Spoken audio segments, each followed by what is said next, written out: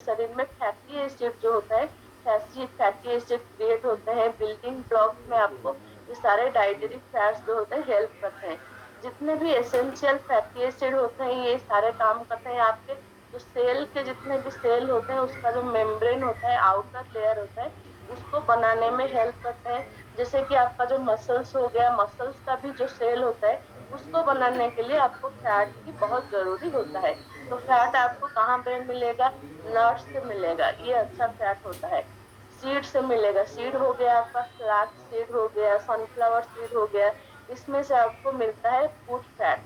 Fish होता है, जो सैल्मन फिश होता है उसमें से आपको गुड फैट मिलते हैं, या फिर ऑलिव ऑयल, एवोकाडो, इसमें से आपको गुड फैट ज्यादातर मिलते हैं। तो ये सारे जो फूड सोर्सेस होते हैं उसको आपको लेना चाहिए।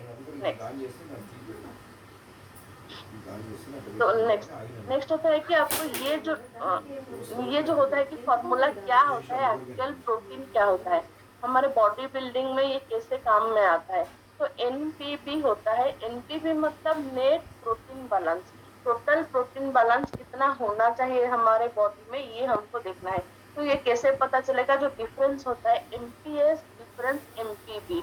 एमपीएस जो होता है कि मसल प्रोटीन सिंथेसाइज, जैसे मसल जितने भी प्रोटीन होते हैं मसल्स में कैसे सिंथेसाइज होते हैं, ये आपको देखना है। उससे जो डिफरेंस होता है कि मसल्स प्रोटीन ब्रेकडाउन, तो जो प्रोटीन जितने भी होते हैं, जितने भी प्रोटीन होते हैं आपके मसल्स में, ये डिवाइड होने के बाद कितना डिफरेंस आता है, कितने अमाउंट में जो बचता है, उसको हम नेट प्रोटीन बैलेंस बोला जाता है।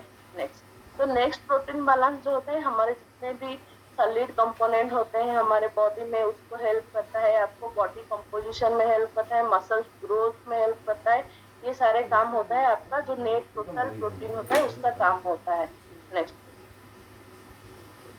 तो प्रोटीन नॉर्मली क्या होता है, जैसे मैंने फास्ट पहले बोला कि जो प्रोटीन होता है एक छोटा सा न्यूट्रिशन होता है, न्यूट्रिएंट होता है, जो आपको मसल्स मास को ग्रोथ करने के लिए आपको हेल्प करता है। ये नॉर्मली इसका सोर्स होता है कि आपको एनिमल प्रोडक्ट से आपको ज्यादातर ये मिलता है। और जब वेगन होता है या फिर जो वेजिटेबल प्रोटीन होता है वो आपको कहाँ पे मिलेगा? ये सारे जितने भी होते हैं फ्रूट्स होते हैं, वेजिटेबल्स होते हैं, या फिर होल ग्रेन होते हैं, उसमें से आपको वेगन प्रोटीन मिलते हैं। इसका तीन माइक्रोन्यूट्रिएंट्स होते हैं जो प्रोटीन का, जिसमें प्रोटीन रहते हैं, फैट्स रहते हैं, कार्बोहाइड्रेट रहते हैं। ये तीनों चीजों को मिला के आपको बोला जाता है कि प्रोटीन बोला जाता है। कंप्लीट प्रोटीन बोला जाता है जिसमें 9 amino acid, essential amino acid 9 जिसमें रहते हैं, उसको कंप्लीट प्रोटीन बोला जाता है।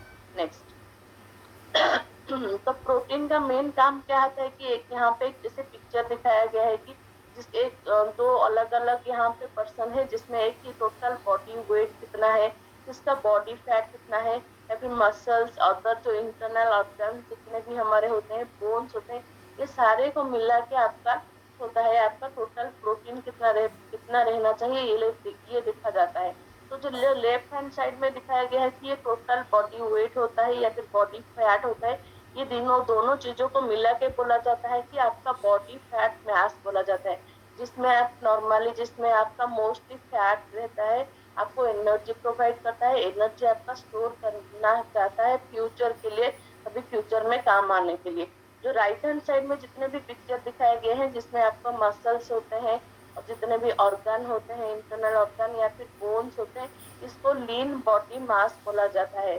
जिसमें क्या होता है कि फैट इसमें नहीं रहता है, फैट फ्री मास रहता है। प्रोटीन इसमें ज्यादा रहता है, इसमें प्रोटीन का अमाउंट बहुत ज्यादा रहता है क्योंकि इसमें बोन, मसल्स और ऑर्गन्स रहते हैं। नेक्स्ट, तो प्रोटीन और लीन मास का डिफरेंस यहाँ पे देखेंगे अभी। प्रोटीन और जो लीन मास होता है, प्रोटीन का रिकमेंड हम लोग क्या करते हैं कि आपका बॉडी का वेट कितना है, उसी हिसाब से पर किलो आपको 1 ग्राम का प्रोटीन लेना चाहिए। फॉर एग्जाम्पल, अगर किसी पर्सन का वेट अभी 60 किलो है तो उसको 60 ग्राम लेना चाहिए प्रोटीन। उसी हिसाब से आपको प्रोटीन आपके अमाउंट, खाने के अमाउंट में उसको लेना चाहिए। तो प्रोटीन अगर लेते हैं तो जो लीन बॉडी मास होते हैं जिसमें ऑर्गन्स होते हैं, आपके ब्लड सेल्स होते हैं, ब्लड वेसल्स होते हैं, बोन्स होते हैं, मसल्स होते हैं, आपके स्किन के आउटर लेयर होते हैं, ये सारे आपके लीन बॉडी मास होते हैं जिसमें आपको प्रोटीन की बहुत जरूरी होता है। उसी अमाउंट के हिसाब से आपको प्रोटीन यहाँ पे मिलता है। नेक्स्ट,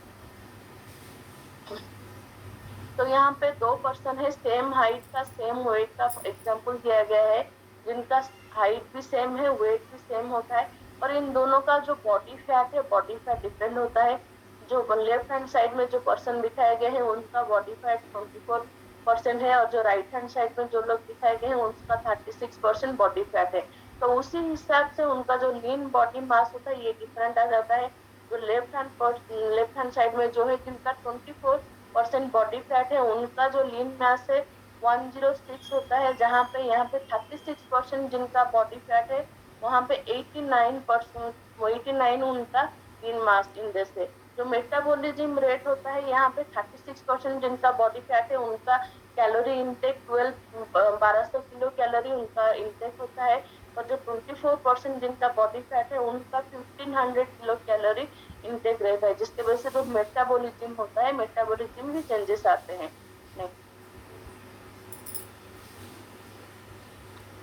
तो हम देखेंगे कि अभी जो पीएमआई होता है, बॉडी मास इंडेक्स होता है, उसमें बहुत सारे चेंजेस आते हैं, जैसे कि एथलीट्स जो होते हैं, जो एथलीट्स होते हैं उन लोगों का अनहेल्दी पीएमआई भी रहता है। नहीं, अनहेल्दी पीएमआई ऐसे कैसे हो सकता है? जो एथलीट्स होते हैं उन लोगों का अनहेल्दी पीएमआई नहीं होता है। नहीं, जो एथलीट्स होते हैं उन लोगों का अनहेल्दी पीएमआई रहता है, और वो हेल्दी रहते हैं। उनका जो रेशियो होता है, एक्चुअल जो रेशियो होता है मसल्स टू फैट, वो फिट रहता है, पर उनका जो पीएमआई रहता है पीएमआई उनका स्टेबल नहीं रहता है। तो पीएमआई जो हेल्थ होता है कि उसका मेन काम होता है कि आपका हेल्दी वेट और हेल्दी हाइट होना चाहिए। आपके हाइट के हिसाब से आपको वेट अगर ठीक रहता है उसको हम करेक्ट पीएमआई बोलते हैं। तो इसमें मसल्स और फैट का जो डिफरेंस होता है वो पता चलता है कि आपको पीएमआई कितना है। नेक्स्ट होता है कि प्रोटीन का काम क्या होता है? जैसे कि छोटे छोटे अमाउंट में आपको बिल्डिंग ब्लॉक्स बनाना है। अगर एक ब्लॉक बनाते हैं, जैसे कि एक हाउस बनाते हैं, हम घर बनाते हैं, तो एक छोटे छोटे ईंटे या फिर छोटे छोटे ब्लॉक को लेके हम एक घर बनाते हैं।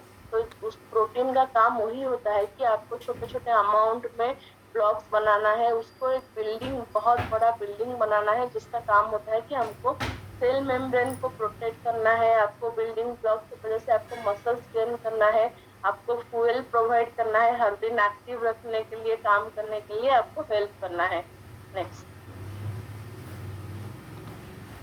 तो प्रोटीन जो होता है कि ये नॉर्मली आपका स्टोर नहीं होता है। प्रोटीन का मेन सोर्सेस होता है कि आपका खाने से मिलता है। जितने भी खाना हम लेते हैं उसमें से आपको प्रोटीन मिलता है। खाने के बाद हम खाना को खा लेते हैं, उसके बाद जो डाइजेशन प्रोसेस होता है, डाइजेशन प्रोसेस के टाइम जो होता है उसमें जितने भी अमीनो एसिड होते हैं, जो 9 एसेंशियल अमीनो एसिड होते हैं, उसमें से जो चेन टाइप का रहते हैं, ये सारे 9 अमीनो एसिड डाइजेशन के थ्रू आपको निकलते हैं, जिसका काम होता है कि आपके ब्लड के वेसल्स के थ्रू आपके टोटल बॉडी में फ्लो होते हैं। आपको प्रोटीन, जहाँ पे आपका प्रोटीन की जरूरत होता है वहां पे आपको ये प्रोटीन मिल जाता है, और प्रोटीन कभी भी आपके शरीर में स्टोर होके नहीं रहता है। नेक्स्ट, तो जैसे कि यहाँ पे प्रोटीन का एक चेन होता है, जैसे सभी बहुत फूड चेन बहुत सारे होते हैं, जैसे प्रोटीन का एक फूड चेन होता है। जो प्रोटीन का मेन फूड चेन होता है उसका काम होता है कि आपका मसल्स में प्रोटीन जाना, जितना भी प्रोटीन जाता है मसल्स में आपके जाके डिवाइड होते हैं, धीरे धीरे डिवाइड होने के बाद जो अमीनो एसिड होते हैं, अमीनो एसिड में ये फॉर्म होते हैं, मसल सिंथेसाइज में हेल्प करते हैं, फिर मसल्स प्रोटीन बना जाता है। ये एक पूरा प्रोसेस होता है जिसमें आपका टोटल मसल्स प्रोटीन आपके काम करते हैं। तो जितने भी मसल्स प्रोटीन होते हैं, आपके जितने भी लार्ज इंटेस्टाइन होते हैं वहां पे 3 से 4 दिन रहते हैं। आपके जो रेड ब्लड सेल्स होते हैं जिसको आरबीसी बोला जाता है उसमें 4 महीने रहते हैं, और जो डब्ल्यूबीसी होते हैं उसमें आपको 1 से 5 दिन तक ज्यादातर रहते हैं ये प्रोटीन। जो लॉन्ग्स होते हैं उसमें आपको 8 दिन रहते हैं, स्टोमक में आपको 2 से 10 दिन तक रहते हैं, बोन सेल्स में आपके 2 वीक से 3 महीने तक आपके ये प्रोटीन आपके स्टोर होके रहते हैं। नेक्स्ट,